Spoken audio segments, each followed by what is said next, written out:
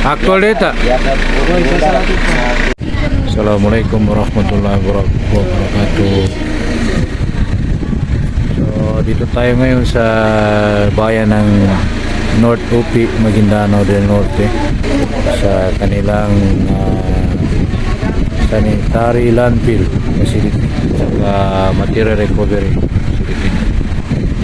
Ito, makita natin yung proper na segregation ng basura. May bakal, bote, lata, karton, papel. So organize siya,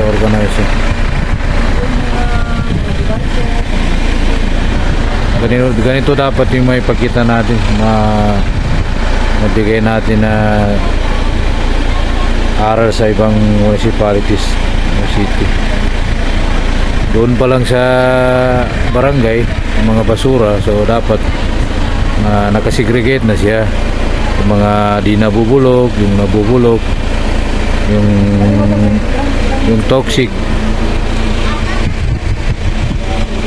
waste, yun.